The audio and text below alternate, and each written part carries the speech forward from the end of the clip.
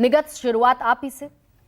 मीनाक्षी लेखी संसद में कह गई कि चुप हो जाओ नहीं तो ईडी आ जाएगी, तो बड़ी जिम्मेदारी आपके कंधों पर। और क्या ईडी और सीबीआई अब चुनाव जीतने के, विपक्ष में खौफ भरने के टूल बना दिए गए? गरिमा जी, एक जमाना हुआ करता था जब अरविंद केजरीवाल ने एक कैंपेन चलाया था जिसे कहा था, नाम दिया था इंडिया अगेंस्ट करप्शन। और मुझे याद आता है, आपने भी उसकी कवरेज करी ही होगी, कि उस जमाने में अरविंद केजरीवाल राजनीति में नहीं थे, लेकिन वो लगातार भारतीय जनता पार्टी के दफ्तरों का दरवाजा खटखटाते रहते थे और हमारे जो सीनियर लीडर्स थे उनसे मदद मांगते रहते थे कि हम तो भ्रष्टाचार के खिलाफ खड़े हैं, कांग्रेस पार्टी ने इतना भ्रष्टाचार किया, उसके खिलाफ खड़े हैं, हमें आपकी मदद चाहिए। और न जाने कितने हमारे नेताओं ने उनकी मदद करी भी, क्योंकि उस समय लगा था कि इनकी नीयत वाकई है कि भ्रष्टाचार मुक्त भारत बनाना है। लेकिन देखिए, उस समय तो उन्होंने नारा लगाया कि निकलो अपने मकानों से, जंग लड़नी है बेईमानों के साथ। लेकिन आज किस प्रकार ये खुद बेईमान हो गए और एएपी यानी आम आदमी पार्टी जो अभी लेटली टर्न हुई है अराजक अपराध पार्टी में, इसके अरविंद केजरीवाल एचओसीडी यानी हेड ऑफ करप्शन डिपार्टमेंट बन गए। और लगातार इन्होंने अपने नीचे अलीबाबा 40 चोरों की एक सेना खड़ी कर दी, जिसमें सबसे पहले नाम आता है, मैं बता रही हूं गरिमा जी, मुझे 10 सेकंड का समय दीजिए।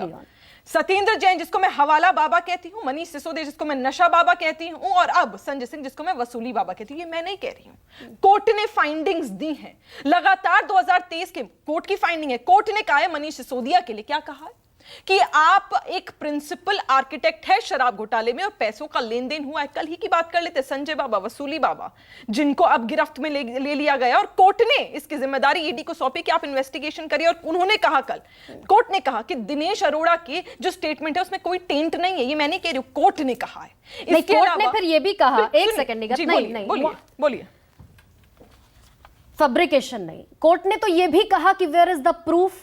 कोर्ट ने तो कहा कि वेयर इज द एविडेंस। और जिस दिनेश अरोड़ा का नाम आप ले रही हैं, कोर्ट ने तो यह भी कहा कि Dinesh Arora himself is the recipient. आप किसी आरोपी के बयान पर पीएमएलए कैसे लगा सकते हैं? कोर्ट ने यह भी कहा कि मनी ट्रेल नहीं है, फिर पीएमएलए क्यों लगा दिया गया? देखिए, कोर्ट में जब डिस्कशन होती है गरिमा जी, आप मुझसे ज्यादा इस बात को समझती हैं और जानकार भी हैं कि कोर्ट अपनी टिप्पणी करता है। लेकिन यहां बात हो रही है फाइंडिंग्स जो दर्ज है। कोर्ट ने कहा दिनेश अरोड़ा की स्टेटमेंट में कोई टेंट नहीं है, और कोर्ट ने ही कहा है कि लगातार जो अरेस्ट हो रहा है वो अनरीजनेबल नहीं है। जो नहीं कहा निगत अब्बास, नहीं, आप सुनिए, कोर्ट ने कहा, पैरा 11 पढ़िए। कोर्ट मैंने पैरा 11, पैरा 1 से लेकर जितने भी पैराग्राफ से मैंने पढ़े हैं, कोर्ट ने ये कहा कि Dinesh Arora himself is an accused. Dinesh Arora खुद एक आरोपी है। मात्र एक दिन पहले अदालत ने उसे इजाजत दी कि अप्रूवर बन जाइए, और एक दिन के भीतर बगैर समन किए, बगैर किसी तरह का नोटिस दिए, आप छापेमारी शुरू कर देते दिनेश अरोड़ा के बयान पर। ये तो कोर्ट ने ही कहा है ना, वही तो मैं लगातार कह रही हूं। जब कोर्ट कह रहा है कि अब ये, जब आपने ये बात कही कि दिनेश अरोड़ा के बयान के बारे में कोर्ट ने कहा, तो कोर्ट ने तो दिनेश अरोड़ा से साफ तौर पर यह भी पूछा था कि तुम पर कोई दबाव तो नहीं बनाया गया ईडी ने, और दिनेश अरोड़ा ने इस पे कहा कि नहीं, मुझ पर कोई दबाव नहीं बनाया गया। और यही कारण है कि कल कोर्ट ने एक और बात कही संजय सिंह के अरेस्ट के लिए कि ये कोई अनरीजनेबल अरेस्ट नहीं है, और तभी कोर्ट ने कस्टडी दी है ईडी को, यह अधिकार दिया है कि आप सवाल पूछिए क्योंकि शक है घोटाला हुआ है। नहीं तो कोर्ट ने तो कहा 140 से अधिक फोन्स इन लोगों ने, आम आदमी पार्टी के लोगों ने डिस्ट्रॉय क्यों किए, व्हाट्सएप की ट्रेल मिली, और दिनेश अरोड़ा के घर पे जो लेन देन हुआ है उसकी तो पूरी रिकॉर्डिंग्स पाई गई हैं। ये मैं नहीं कह रही हूं, कोर्ट कह रहा है। और ह्यूमनली कुछ चीजें कैसे पॉसिबल है, इतनी बढ़िया इन लोगों ने एक्साइज पॉलिसी, इनके तमाम प्रवक्ता टीवी पर बैठकर कह रहे हैं हमने बहुत बढ़िया। अच्छा निगत, आपने तमाम चीजें सुन ली, लेकिन नहीं, ये बड़ा फैब्रिकेटेड आप रख रही हैं। लेकिन मैं ये भी पूछ रही हूं आपसे कि सुप्रीम कोर्ट ने तो ये भी कहा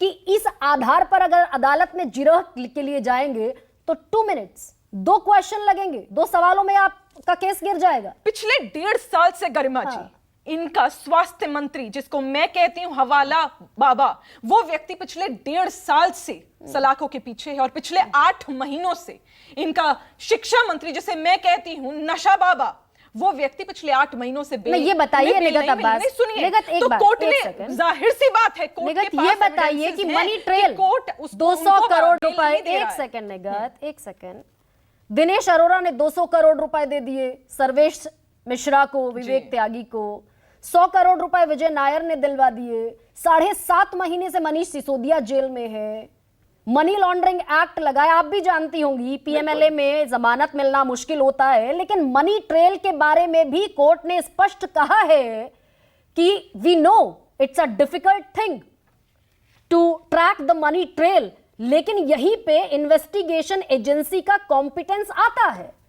exactly my point, which is why जब कोर्ट कह रहा है इस बात को, तो ये ईडी की जिम्मेदारी है कि वे एविडेंसेस दे, और इस बात से हम मुकर नहीं सकते कि कुछ एविडेंसेस पेश किए गए तभी इनके नेताओं को, मंत्रियों को बेल नहीं मिल रही है। और जब उसके बावजूद कोर्ट ये पूछ रहा है, उसके बावजूद कोर्ट नहीं, आप कह रही हैं कि एविडेंस दिए गए होंगे, अगर एविडेंस दिए जाते तो कोर्ट ये पूछता where is the evidence, where is the proof. Money trail की बात भी तो कहा गया कि 140 से अधिक फोन्स और डिजिटल जितने भी एविडेंसेस थे इन लोगों ने हैम्पर और टैंपर करने की कोशिश करी और करा गया। लगातार इन्होंने व्हाट्सएप की डिटेल्स मिटाई हैं। अब वो फाइंडिंग्स अगर मिल रही है और कोर्ट उसका संज्ञान ले रहा है तो ये सवाल पूछते हैं। अब कोर्ट पूछ रहा है और ट्रेल निकालने के लिए कह रहा है, तभी तो रिकॉर्डिंग्स की बात आई जो दिनेश अरोड़ा के घर की रिकॉर्डिंग लेन देन की मिल रही है। मेरे 2-3 स्पष्ट सवाल हैं। मैं पूछ रही हूं, इतनी बढ़िया आपने एक्साइज पॉलिसी लाई, आपने कोई घोटाला नहीं करा तो एक्साइज पॉलिसी, सबसे पहला सवाल हर बच्चा पूछ रहा है दिल्ली का भी और देश का, की वापस क्यों ली थी। लेकिन उससे बड़ी बात है, यहां पर 3 स्पष्ट सवाल है कि आपने एक्साइज कमीशन 2% से बढ़ाकर 12% क्यों कर दी, पहला सवाल।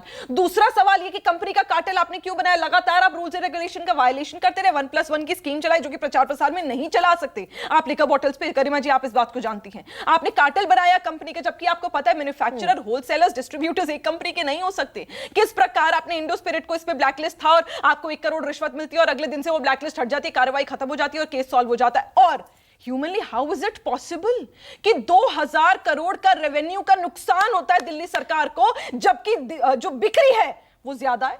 How is it humanly possible? ये गणित तो भैया आम आदमी पार्टी के प्रवक्ता ही समझा सकते हैं, हम तो नहीं समझ पा रहे। चलिए एक और गणित फिर समझा दीजिए।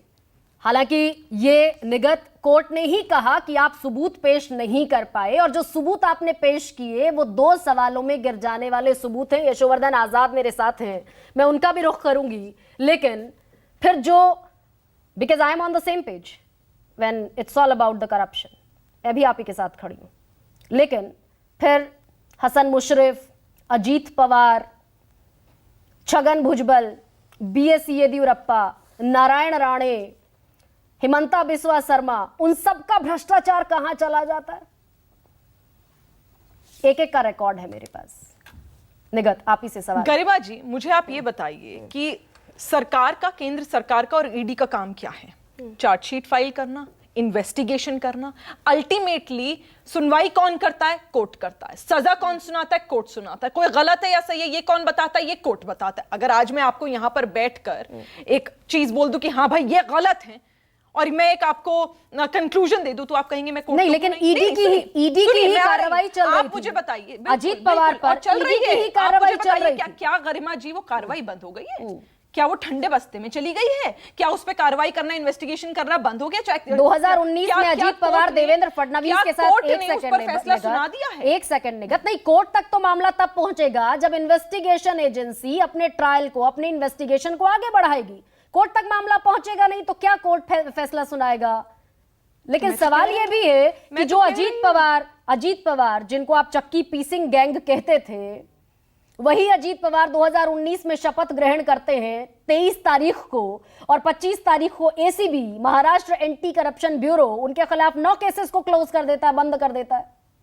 मैं आपके मंच से, गरिमा जी बहुत लोग, आपका पूरा देश ये डिबेट देखता है, मैं आपके मंच से कह रही हूं, भारतीय जनता पार्टी का कोई नेता हो या कोई घटक दल का हो, चाहे विपक्ष का नेता हो, जो भ्रष्टाचार करेगा सलाखों के पीछे जाएगा। लेकिन मैं क्या करूं? सुनिए ना, ये कहने और सुनने की, हाथी के दांत दिखाने के कुछ और, नहीं बिल्कुल नहीं, मुझे बताइए, नहीं मैं बता देती हूं, फिर मैं बता देती हूं। ईडी ने या सुप्रीम कोर्ट ने या हाई कोर्ट ने उस केस को रफा दफा कर दिया, मैं बता देती हूं। ये तो कोर्ट का सुपर 2022 मार्च में निगत 2022 मार्च के महीने में अजीत पवार के रिश्तेदारों के घर छापा डला, संपत्तियां जब्त हुई, जरंदेश्वर चीनी मिल पर भी जब्ती हुई, यहां तक कि बेटे जो है पार्थ पवार, उनकी भी कंपनी पर आईटी का छापा पड़ा, और आईटी का दावा, इनकम टैक्स ने दावा किया कि 184 करोड़ रुपए का लेन देन हुआ है। 2020 में ईडी वापस 2019 के गठबंधन के बाद, वो 3 दिन के जो उप मुख्यमंत्री बने, उसके बाद विदर्भ सिंचाई घोटाले में नए सिरे से जांच शुरू होती है। अप्रैल 2023 में चार्जशीट में नाम नहीं आता। मैं तो हसन मुशर्रफ का भी यही केस है। 2023 जनवरी में उनके घर पर, उनकी फैक्ट्री पर ईडी ने छापेमारी की। सरकार में शामिल होते ही सब गोल हो गया। अदिति तटकरे सिंचाई घोटाले में ईडी ने 2022 में जांच शुरू की। चलाया आपने, सभी स्टोरी में चलाया गरिमा जी, मैंने सुना आप उसको रिआइटरेट कर रहे हो, कोई बात नहीं। मैं वही कह रही हूँ, लगातार 2014 से पहले अरविंद केजरीवाल चीख चीख कर बड़ी फहरिस्त नेताओं के लेकर घूमते थे। अब आप 2014 पर आ गई। आप मुझे बोलने दीजिए, ये आप भी रिपीट कर नहीं बोली, सुनिए ना, सुनिए। ये रिपीट कर नहीं, मैं रिपीट नहीं कर रही हूँ, मैं नया पॉइंट दे रही हूँ आपको। आप सुनिए, आपके व्यूअर्स को नया पॉइंट दे रही हूँ। 2014 से पहले, लेकिन ये व्यूअर्स ने भी पॉइंट लगातार देखा। 2014 से पहले छाती पीट पीट कर बड़ी फहरिस्त और इतना बड़ा फाइलों का फाइल वो लेकर घूमते थे अरविंद केजरीवाल की, जी राहुल गांधी ने ये करा है, जी आरजेडी के नेताओं ने ये करा है, एक तो कन्विक्टेड भी हैं, जी सोनिया गांधी जी ने ये करा है। अरे ईडी इनके खिलाफ कार्रवाई क्यों नहीं करती? सुनिए, मैं आ रही हूँ, लेकिन वो एक भी सबूत पेश नहीं कर पाई। यहां पर मुझे ये बताइए, कार्रवाई हम करेंगे कि ईडी करेगा? ईडी करेगा। इन्वेस्टिगेशन के बाद वो कोर्ट जाएगा, तो ये कोर्ट और ईडी का मामला है। आप सरकार को घेरे में कैसे डाल रहे हैं? हम तो आरोप लगाएंगे। ठीक है निगत अब्बास, ठीक है निगत, हमें जहां घोटाले दिखेंगे हम आरोप लगाएंगे। अभी तक आप डिफेंस मोड में थी, अटैकिंग मोड में थी, सॉरी डिफेंस नहीं, अटैकिंग मोड में थी अभी तक आप। लेकिन मैंने आपसे कुछ प्रिसाइज सवाल पूछे तो आपने जांच एजेंसी को स्वायत्त बता दिया। अभी तक आप जांच एजेंसी की ही एडवोकेसी कर रही थी। नहीं, मैं रियलिटी बोल रही हूं मेरे साथ हैं।